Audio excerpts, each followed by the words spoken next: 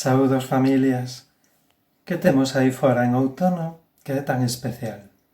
Para moitos a resposta seguro que a tedes clara. Cogomelos. E seguro que estamos pensando en ir a ver que topamos, dando de paso un paseo cos nosos cans. Pero isto pode ser perigoso para os cans. Se para vos os vosos animaliños son tan importantes que forman parte da vosa familia, esta é a vosa canle en YouTube, Veterinario de Familia. Vida a pasar un ratiño en familia con Guillermo Campos.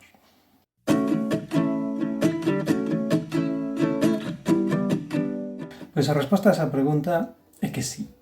A ver, non é que pase todos os días, ni con todos os cans, pero a realidade é que os cans teñen este comportamento de exploración que necesitan, entre comillas, recoñecer o seu entorno vendo a que sabe e que sensación dá na boca prácticamente todo o que hai por aí. Nos cachorros é así, teñen que facelo, é un comportamento normal.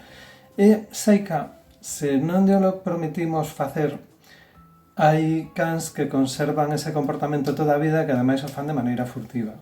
Cando temos un can moi basureiro que colle todo o que topa por aí, as posibilidades de que algo lle faga mal de vez en cando son reais. E aí temos incluso que plantexarnos se nos convén educalo, se nos convén enseñalo, que aprenda a que a nosa orden bote o que teña na boca. E unha das cosas, volvendo ao caso de hoxe, unha das cousas que poden topar son cogomelos. E dentro dos cogomelos, pois, voulle pedir un favor a un señor que se chama Gordon Dickinson, que fixo esta guía para ensinarvos a ilustración da manita faloides.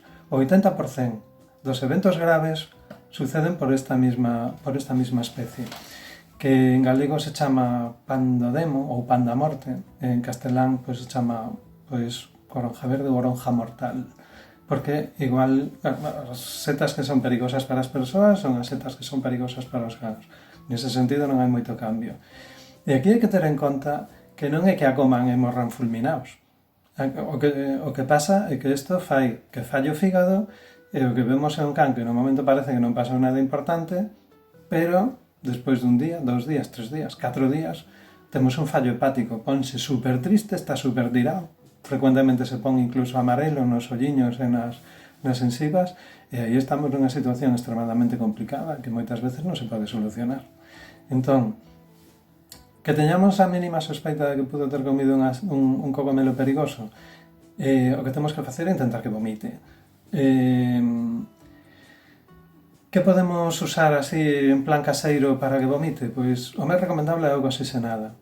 E se non a podemos conseguir, pero podemos conseguir sal, nun can adulto, pois podemos facerlle tragar sal. E, bueno, nun porcentaxe de veces, se non é unha cousa ou outra, imos conseguir o vómito.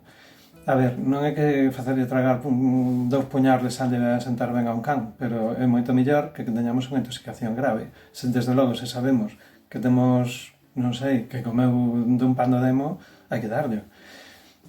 A partir de aí, conseguir atención veterinaria. Na maioría dos casos, o efecto tarda algún tempo, polo menos algunha hora en manifestarse, e se actuamos de maneira, entre comillas, anticipándonos aos síntomas, o tratamento vai ser moito máis eficiente. Se non podemos conseguir veterinario enseguida, pero temos unha farmacia, pois podemos pedirle carbón activado e iso vai diminuir a cantidade de toxinas que absorban. A partir de aí, que outras setas temos que ter cuidado? Pois dentro das cacaforras, das amanitas, pois temos a amanita panterina e a amanita muscaria. Estas son estas que teñen pintiñas brancas, unha é branca e outra roxa, e son psicotrópicas. What? Poden afectar ao sistema nervioso de maneira que causen incoordinación. Isto pode facer que os músculos da respiración traballen de maneira incoordinada e teñan dificultades para respirar. Poden chegar tamén a causar convulsións. De feito, hai máis setas que afectan ao sistema nervioso, pero que son alucinóxenas, Droga mala, droga mala. pero que o seu gran problema é que poden chegar a causar convulsións graves e tamén poden ser intoxicacións gordas. A partir de aí, pois hai moitas outras especies que, que poden facerlle, pois, nalgúns casos se chaman síntomas muscarínicos, afectan ao sistema nervioso autónomo e o que veremos serán diarreas, que fan moito cuspe e que fan moitas vaguas, pero normalmente, aunque o efecto pode durar bastante tempo, varios días, normalmente non vai ser unha cousa terrible, vai ser un gran dolor de barriga, tal, pero bueno, unha cousa controlable. E a maioría das setas que fan mal, o que fan é, pois, trastornos digestivos, cans que devolven, que teñen dolor de barriga e que poden ter diarrea. Pero isto non significa que todas as especies lle sexan negativas. ¡Menos mal! Igual que vos comentaba que as especies tóxicas son máis ou menos as mismas que nas persoas, hai moitas especies que para eles son comestibles. Pois mirade, os champiñóns, os boletus, os shiitake, o maitake, Polyporus e Cordyceps, estas últimas 4 teñen a ventaxa ademais de que teñen efectos beneficiosos. Teñen efectos reguladores do metabolismo, quero dicir, axudan aos ganciños que son diabéticos, axudan aos ganciños que teñen hipertensión, en algunhas outras endocrinopatías. Poden axudar a evitar unha alteración que chama lipidosis hepática, son estimulantes do sistema inmunitario, non todas, pero bueno, efectos que podemos conseguir con elas, e tamén poden ter efectos beneficiosos en pacientes oncolóxicos. Aquí,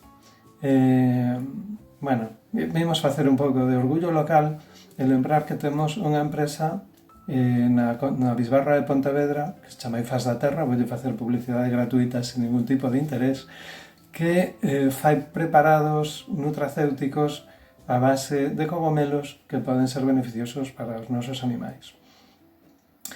En calquera caso, un último apunte. Just one more thing. Os cogomelos absorben con moita facilidade toxinas da terra, particularmente pesticidas, de maneira que, aínda que vayamos polo monte, se come un cogomelo comestible, tampouco é interesante que o zampe, a menos que teñamos claro que é un sitio particularmente limpio, que unha cosa que tamén nos comeríamos nós, porque temos tamén a posibilidade de que por medio do cogomelo, pois, non sei, lle chegue algunha cousa que